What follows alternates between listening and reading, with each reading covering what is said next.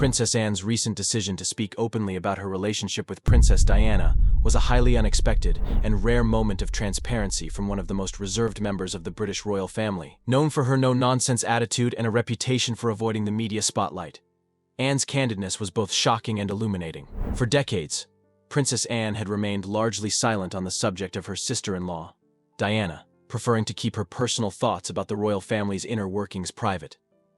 This silence was, in part, a reflection of the royal family's general reluctance to discuss their personal affairs in public. Anne, who was often regarded as the least media-friendly royal, had long resisted engaging in the sort of sensational interviews or public revelations that others, like her late sister-in-law, had become notorious for. Her direct and reserved nature had earned her a reputation for preferring action over words, and when it came to Diana, the public was left to speculate about their relationship. However, in a rare moment of openness, Princess Anne shared her thoughts on Diana in a manner that was both measured and insightful. Her remarks were striking not only for their rarity but for the depth of understanding they revealed. Rather than adhering to the familiar narrative of tension between the two women, Anne's comments painted a more nuanced picture, one that acknowledged the pressures both women faced within the royal family, the expectations placed on them, and the emotional struggles that came with living under constant public scrutiny. Anne's willingness to break her silence was significant because as a royal she has always been a figure who carefully navigates public perceptions. She is someone who understands the importance of maintaining the royal family's image while also dealing with the heavy burdens of royal duty. Unlike Diana, who frequently used her position to challenge the monarchy's norms and often sought sympathy in the media, Anne had kept her personal opinions closely guarded. In choosing to reveal her perspective, Anne effectively pulled back the curtain on the royal family's carefully constructed image, offering the public a rare, unvarnished look at her relationship with Diana and, by extension, the dynamics within the royal household. Her comments not only shocked the media but also prompted a wave of reflection on the complicated nature of royal life. While the press and public have long focused on Diana's struggles, Anne's insight into the challenges faced by both women underlined the reality that their experiences were far from simple. The contrast between Anne's straightforward, no-frills approach and Diana's more emotionally charged public persona created a stark juxtaposition, forcing the public to reconsider their previous assumptions about the relationships within the royal family. Anne's candidness has, in this way, added a layer of complexity to the narrative, shedding light on the royal family's hidden struggles and offering a more human perspective on their lives behind closed doors. When Princess Anne spoke candidly about her relationship with Princess Diana, one of the most striking aspects of her revelation was the acknowledgement of a mutual respect between the two women, rather than the rivalry that the public and media often depicted. For years, tabloids and royal commentators had painted their relationship as a tense and antagonistic one, fueled by their contrasting personalities and their roles within the royal family. However, Anne's perspective presented a far more nuanced and empathetic understanding of their bond. It was no secret that Anne and Diana's personalities were markedly different. Anne, with her pragmatic and often no-nonsense approach to life, was seen as someone who rarely engaged in the emotional drama that frequently surrounded Diana. In contrast, Diana, known for her emotional openness, was often portrayed as a princess at odds with the royal establishment. The media, drawn to the contrast between Anne's more reserved, duty-bound persona and Diana's public vulnerability, frequently suggested that their relationship was fraught with tension. Yet, Anne's remarks suggested that the reality was far more complex. Anne admitted that, while they were never close friends, there was a certain level of mutual respect between them, grounded in their shared experiences as women navigating the intense pressures of royal life. Both women were under immense scrutiny, Anne for her straightforwardness and Diana for her emotional struggles and publicized tumultuous marriage to Prince Charles. Despite their differences, they both understood what it meant to be a royal, constantly under the watchful eye of the media and the public. This shared understanding formed the basis of their respect for one another. Moreover, Anne revealed that, despite the lack of frequent personal interaction, Diana would often reach out for advice. Anne, with her no-frills approach to royal duties, was someone Diana could turn to in moments of personal crisis, even if those moments were rare. This dynamic highlighted the underlying respect between them, where Anne was seen as someone who could offer pragmatic wisdom without the emotional drama that Diana often found herself entangled in. It wasn't about friendship in the traditional sense, but more about a quiet acknowledgement of each other's struggles and the different ways they navigated royal life. While many royal watchers might have expected Anne to offer a harsher judgment of Diana, particularly given the latter's tendency to publicly challenge the monarchy, Anne instead chose to focus on the struggles both women faced within the royal family. This approach was particularly revealing in the context of their relationship, as it underscored the fact that Anne had empathy for the emotional weight Diana carried, even though they did not always agree on how to handle it. In sharing this insight, Anne also spoke to the larger issue of public perception. The media often thrives on narratives of rivalry and conflict, but Anne's comments suggested that the reality of royal relationships was far more complicated. Rather than viewing Diana as an adversary, Anne portrayed her as a woman caught in an impossible situation, one where both personal and public expectations collided. Their relationship, while not one of close friendship, was rooted in mutual respect, a recognition of each other's battles within the confines of royal life. This shift in perspective invited the public to reconsider how they viewed the relationships between royals. It wasn't just about competition or rivalry, it was about two women, both of whom were struggling in different ways to navigate their roles within an institution that often demanded more than it gave. For Anne, the respect she had for Diana stemmed from an understanding of the pressures they both faced, and from the realization that, despite their differences, they were both working within the same highly scrutinized framework of royal expectations. Princess Anne's insights into the troubled marriage between her brother, Prince Charles, and Princess Diana offer a much-needed perspective on the complexities that the public often overlooks. For years, the breakdown of their union has been one of the most talked-about royal scandals, heavily scrutinized by both the media and the public. However, Anne's recent comments shed light on the multifaceted pressures and challenges that neither Diana nor Charles could escape, showing that their marriage was far more complicated than the oversimplified narrative of infidelity and personal grievances that has dominated public discourse. The marriage between Charles and Diana, which began in 1981 amid a wave of public excitement, quickly turned turbulent. Their union was always under intense scrutiny, from the very public nature of their courtship to the relentless media attention that followed them after their wedding. According to Anne, the pressure of royal duty placed an overwhelming strain on their relationship, making it nearly impossible for them to maintain a stable, personal connection. Charles, as the heir to the throne, had long been subjected to the royal family's expectations, which required him to fulfill certain roles and responsibilities that were not always compatible with his personal desires.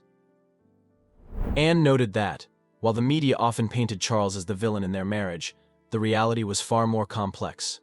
She acknowledged that Charles was not immune to the pressures that came with being the heir to the throne. The weight of royal duty, particularly the expectation that he marry and produce heirs, was something that often overshadowed his emotional needs and desires. In this context, Diana's struggles were compounded by the fact that Charles, while well-intentioned, was largely focused on fulfilling his role within the monarchy. Anne pointed out that this imbalance created a situation where neither partner could truly flourish emotionally, leaving both feeling isolated and misunderstood. Diana, on the other hand, was caught between her personal desires and the expectations of the royal family. As a young woman thrust into the limelight, Diana's sense of self was constantly under attack by the press, and the expectations placed on her were nearly impossible to meet. Anne's reflections revealed that, although Diana often faced criticism for her public behavior and her own infidelities, her actions were not simply the result of personal failings. Rather, they were part of a larger narrative shaped by a marriage that was not designed for emotional fulfillment, but rather for duty and public image. Anne also made it clear that, while many in the public placed the blame squarely on Charles for the breakdown of their marriage, there were many more layers to consider. Both Charles and Diana had personal demons to confront: Charles with his duties and inner turmoil about his relationship with Camilla Parker Bowles, and Diana with her own struggles with mental health, loneliness, and her increasing isolation within the royal family. Their marriage, which had always been a union of convenience as much as love, was doomed to fail in such an environment. Anne observed that their separation was not a simple result of Charles's alleged affair, but rather a combination of incompatible expectations, lack of emotional support, and the overwhelming public and media scrutiny they both faced. In a particularly revealing moment, Anne explained that she often found herself in the middle of their issues, not as a mediator, but as a family member witnessing the unraveling of their marriage. She didn't shy away from acknowledging the difficulties both Charles and Diana experienced, offering a more balanced view of their troubled union. While Anne did not condone Charles's actions, particularly his relationship with Camilla, she suggested that the entire situation was far more nuanced than the media narrative of victim Diana versus villain Charles. The royal family's handling of their personal lives, according to Anne, was deeply flawed. The institution itself placed enormous pressure on its members to conform to ideals that often clashed with their personal desires and emotional needs. Diana's mental health struggles were not adequately addressed, and Charles's emotional needs were largely neglected in favor of royal protocol. Anne's candid remarks revealed the ways in which the monarchy's emphasis on duty and public image stifled genuine emotional connections, leaving both Charles and Diana in a marriage that was impossible to sustain. The complexity of their marriage, as described by Anne, challenges the long-held assumptions about their relationship. It was not simply a matter of infidelity or incompatibility, but a confluence of factors that placed both individuals in an untenable position. Charles and Diana's marriage, as Anne explained, was a union shaped by the rigid expectations of the royal family, the immense pressures of public life, and personal struggles that neither partner fully understood. In shedding light on these complexities, Anne has offered a more empathetic and multifaceted view of their troubled marriage, one that humanizes both Diana and Charles rather than reducing their story to a one-dimensional tale of scandal and betrayal. Diana, Princess of Wales, remains one of the most iconic figures in modern history, but her legacy is marred by the intense personal struggles she faced throughout her life. While she was lauded for her charity work and compassion, she was also tragically portrayed in the media as a victim of her own personal turmoil. The tension between her public persona and private struggles created a narrative that both defined and, in some cases, distorted her image. Diana's marriage to Prince Charles was, from the beginning, a tumultuous affair, which significantly affected her mental and emotional well-being, although she became the beloved people's princess, a title given to her because of her empathy and tireless charity work. Diana's personal life was far more complex. Her marriage to Charles, weighed down by infidelity and emotional neglect, was the first of many challenges she faced in the public eye. By the time they officially separated in 1992, Diana was already well known for her candidness, which, in turn, made her personal struggles more visible to the public than ever before. Diana's battles with her mental health were not openly acknowledged at first, but over time she revealed that she had struggled with depression, bulimia, and self-harm. These issues, which were not widely discussed at the time, were exacerbated by her isolation within the royal family and the overwhelming public pressure she faced. It's clear from her interviews and the memoirs written by those close to her that Diana felt as though she had no safe space. The monarchy's rigid expectations only added to her sense of being trapped. In interviews, she was often candid about the emotional neglect she felt from Charles, and later her difficulties in adapting to the pressure of being a public figure under constant scrutiny. The media played a major role in shaping Diana's public image, both positive and negative. Her glamorous life as the Princess of Wales became a subject of endless tabloid speculation, often portraying her as either a saint or a tragic figure. The press relentlessly reported on her marriage, her relationships, her fashion, and every conceivable aspect of her life. The more the public adored her, the more the media seemed to consume her. In some ways, Diana was both the architect of her own public persona and its victim. She was praised for her compassion, for being the first member of the royal family to speak out on issues like AIDS and landmines, but at the same time, the same media outlets that lauded her work also criticized her for every misstep and personal flaw. Diana's openness about her struggles with bulimia, depression, and her marital woes was groundbreaking, especially during a time when such topics were often taboo. In her famous 1995 BBC Panorama interview, she openly discussed her eating disorder, the emotional abuse she had suffered, and the feeling of being an outsider in the royal family. This candidness, though applauded by many for its honesty, also further complicated her public image. While her vulnerability endeared her to millions, it also fueled the relentless media fire that surrounded her. The press saw in her story not just a troubled woman but a spectacle, and in some ways it was as if they were feeding off her pain, amplifying it to new heights. Despite these struggles, Diana's charity work remained a central part of her identity. She used her position to shine a light on causes that were often overlooked by others, including homelessness, HIV/AIDS, and mental health. Her work with AIDS patients, in particular, was groundbreaking, as she became one of the first public figures to directly engage with people suffering from the disease, challenging the stigma surrounding it. Diana's involvement in the anti-landmine campaign also brought attention to an issue that had long been ignored by the global community. Through these efforts, she proved that her personal pain did not overshadow her desire to make a difference in the world. However, as Diana's personal issues became more public, they began to overshadow her charitable work. The constant media attention on her divorce from Charles and her subsequent relationships, including her brief romance with Dr.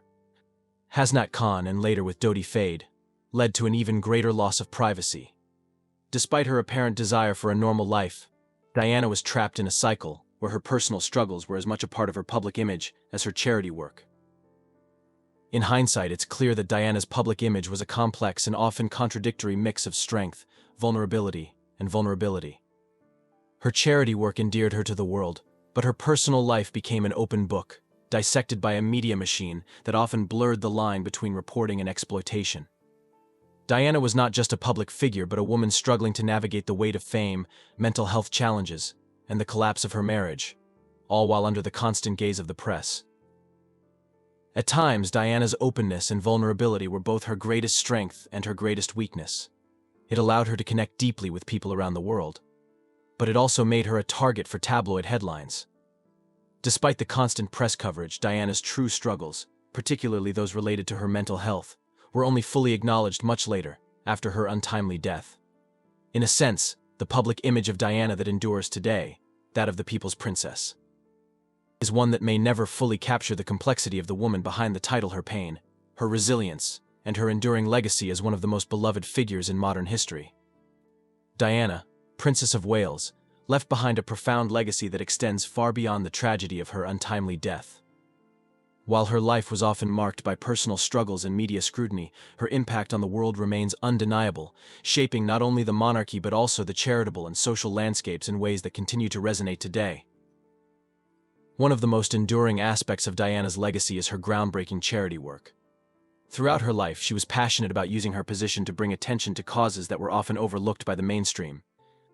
Diana became an advocate for people living with HIV/AIDS at a time when the disease was shrouded in stigma and fear. Her public displays of compassion, such as shaking hands with AIDS patients without gloves in 1987, challenged the prevailing myths about the disease and helped humanize those affected by it. Diana's work in this area is credited with helping to reduce the stigma around HIV/AIDS, making her a trailblazer in the fight against discrimination. Additionally, Diana's involvement in the anti-landmine movement was another milestone in her humanitarian efforts. After visiting Angola in 1997, where she saw firsthand the devastation caused by landmines, she became a vocal advocate for a global ban on landmines. Her public appearances in minefields, wearing a flak jacket and helmet, sent a powerful message about the human cost of these weapons. The attention she brought to the issue was instrumental in the eventual signing of the Ottawa Treaty, an international agreement that aimed to ban the use, stockpiling, and trade of landmines. Her advocacy in this area solidified her legacy as a global humanitarian and a champion for the powerless. Diana's influence on the royal family cannot be overstated. Although her marriage to Prince Charles ended in divorce, her presence in the royal family brought about lasting changes.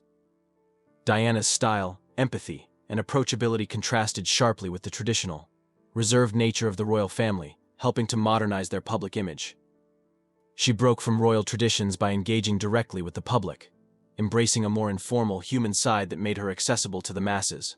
Her influence is still evident in the work of her sons, Prince William and Prince Harry, who continue to carry on her charitable endeavors.